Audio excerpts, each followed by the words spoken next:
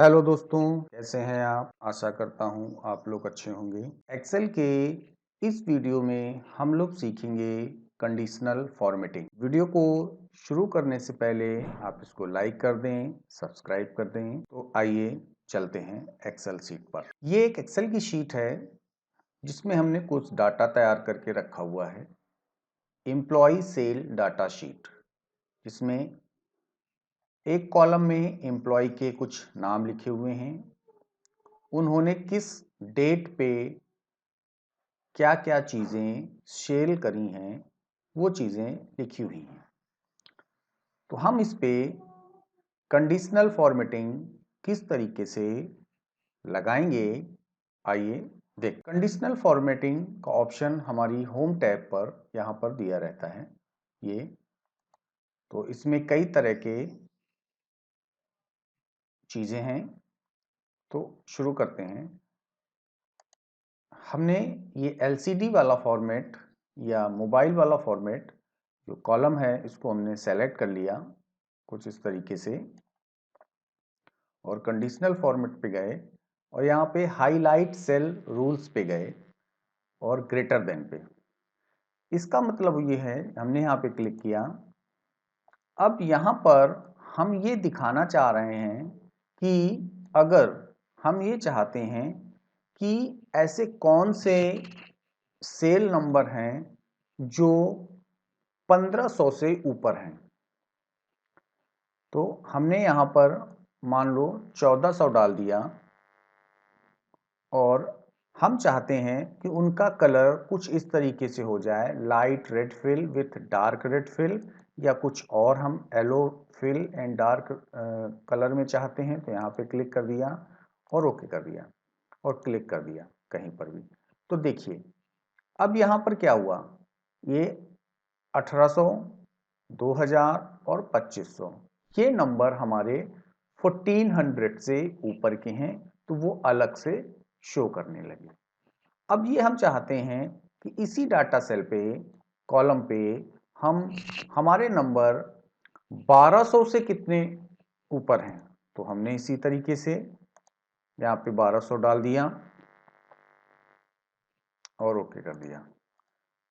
अब ये देखिए, ये 1200 से ऊपर हो गए, जिसमें 1400 भी शामिल हो गया। तो इसका हम यूज इस तरीके से कर सकते हैं। उसके बाद इसमें आता है लेस देन।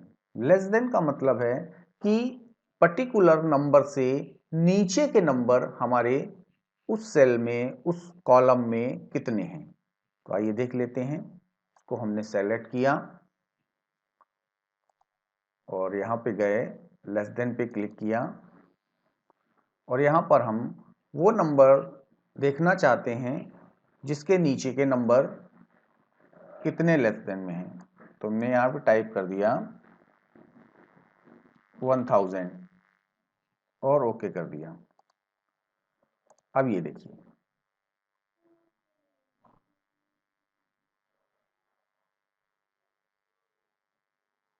ये कुछ इस रो में यूज करते हैं। इसको थोड़ा सा बैक यहाँ पे कर लेते हैं।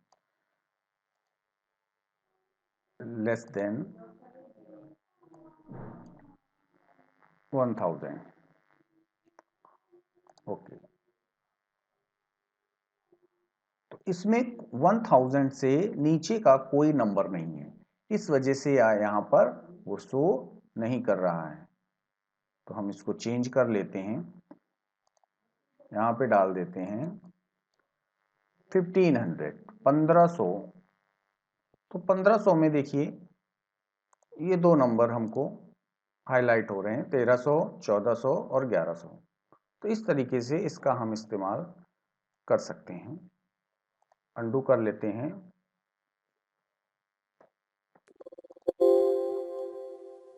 उसके बाद आता है बिटवीन। अगर किसी संख्याओं के बीच के नंबर हम ढूंढना चाहते हैं, सर्च करना चाहते हैं, तो उनको हम कर सकते हैं। मान लेते हैं हम चाहते हैं, ये हमने नंबर सेलेक्ट किए और ये बिटवीन पे गए और यहाँ पर हमने टाइप किया 1500 और 1000। 1500 और 1000 के बीच के कौन से नंबर हैं? वो ये नंबर हैं जो हमारे यहाँ पर हाईलाइट हो रहे हैं रेड कलर में। इसी तरीके से हम इक्वल टू, हमें पर्टिकुलर ऐसा कोई नंबर चाहिए जो इक्वल है किसी नंबर के, तो हम उसका उपयोग कर सकते हैं। यहाँ पर हमने 1200 डाल दिया और ओके कर दिया, तो उसके लिए हमें यहाँ पे ज़रा सेलेक्ट कर लेते हैं। सेलेक्ट करने के बाद और हम यहाँ पे गए इक्वल टू 1200 तो पूरी शीट पे जो हमारा सिलेक्शन एरिया था उसमें 1200 हमारा एक ही नंबर है, तो वो हमको यहाँ पर शो कर रहा है। वीडियो को पूरा देखिए, हम इसमें पूरी चीज़ बताएंगे एक एक करके बारीकी से। उसके बाद देखते हैं टेक्स्ट दैट कंटेन। अब हम यहाँ पर इस लाइन को, इस कॉलम वाले एम्प्लॉय नेम वाले कॉलम को सेलेक्ट कर लेते हैं और यहाँ पर गए, हमने इसको टेक्स्ट दैट कंटेन को सेलेक्ट किया और यहाँ पे टाइप कर दिया सीता। अब जैसे ही हमने इसको टाइप किया, हमारे उस कॉलम में सीता अपने आप सर्च में आ गया। तो इससे हम किसी भी डेटा को, टेक्स्ट डेटा को सर्च कर सकते हैं, ढूंढ सकते हैं। क्योंकि ये सीट काफ़ी छोटी है, अगर हमारे पास 500 डेटा हो तो हम किसी भी टेक्स्ट डेटा को आसानी से सर्च कर सकते हैं।